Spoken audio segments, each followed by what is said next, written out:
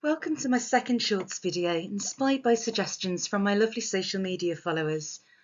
The topic today is time management for neurodiverse humans. Now, neurodiversity covers a huge spectrum, including autism, ADHD, dyslexia, dyscalculia, dyspraxia, and Tourette's, to name a few. And those of us who are neurodiverse often find that time management can be quite difficult for all sorts of reasons. This might be due to executive function difficulties, or just finding it hard to fit into a, for want of a better word, normal routine. Now, the tips I'm going to share with you might not be for everyone, but they might be useful for you or someone that you know, and I'm always happy to create tailored plans for individuals in a one-to-one session. So, first of all, how can time management help you? Now, the benefits of time management are that you're able to complete your daily or weekly tasks and feel that you're in control of your life and the choices that you make. Now, time is one of our biggest and most undervalued resources, so if we use it wisely, we can get more out of it.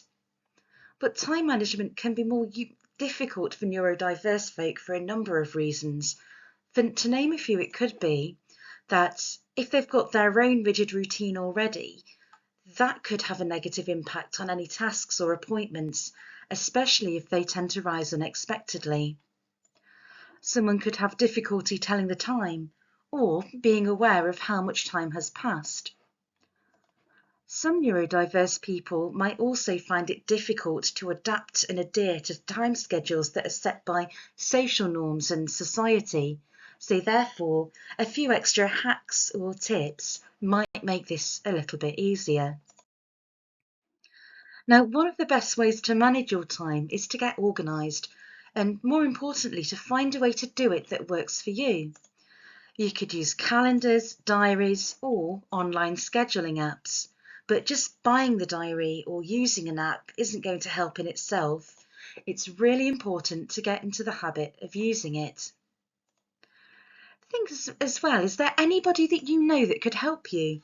Whether that's a friend, a family member, or a colleague who could give you a reminder or even maybe be an accountability buddy.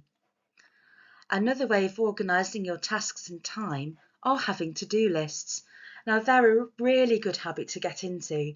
And again, it's important to find a way that works for you and then use your diary or your calendar to help you determine what you need to do and when. Some people like a visual one to stick to, or maybe colour code it in some way. Again, if you want more information on this, or you want to work together to create a method that works for you, absolutely get in touch. Make use of reminders and alarms, but with this one, it's really important that you don't just snooze them when they go off. If you've got a reminder and you know that you can't necessarily trust yourself to stick to that to-do list or calendar, maybe having an alarm and call it the name of the thing that you need to do could be helpful in this. Now, I've mentioned in the last slide about having routines and about some neurodiverse people being quite rigid within those routines. Now, having a routine is good and it can make us feel secure in what we're doing when, but sometimes things might come up that mean we have to work outside of it, and this is where we can slip up with time management. But if we use a combination of to-do lists and calendars or apps, that can help to prepare us for those times when slipping out of the routine is necessary. So now you've got an idea of what you've got to do in the time that you have available, what about actually doing those things? Now, maybe one of your time management barriers is actually focusing on a task, which can then lead to procrastination, which leads to feeling further behind than you were in the first place. Now, one method is using a timer to spend time on an activity. And you could look at this two ways. For example, if you've got things that you need to do, but you want to, say, play a game or read a book, set a timer for the amount of time that you want to play or read for, and then turn it off and get on with your day. Or it might be the opposite way round. Maybe there's something that you aren't so keen on, like organising or studying or doing some chores. In that case, set your timer and only do that for as long as your timer goes off for, and then finish and do something nice for yourself. You could also try something called the Pomodoro technique, and Pomodoro is Italian for tomato. And with this technique, what you do is you break your time into segments where you work for 25 minutes, have a 5-minute break, then you work for another 25 minutes and have another 5-minute break. And then after a third cycle of 25 minutes, have a 15-minute break and either start again or move on to a new task. Sometimes the things that you have to do might seem a bit overwhelming. So breaking them down into manageable steps that you decide on can be helpful.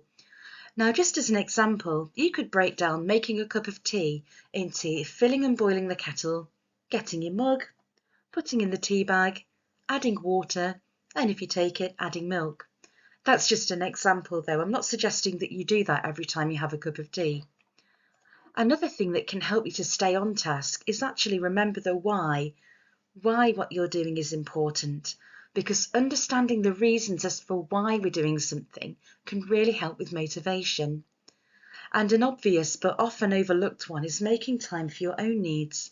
Now, you are your biggest resource, so make sure that you schedule in meals, washing, self-care time, anything else that you need to keep your mind and body running as effective as possible whilst you navigate the demands of life.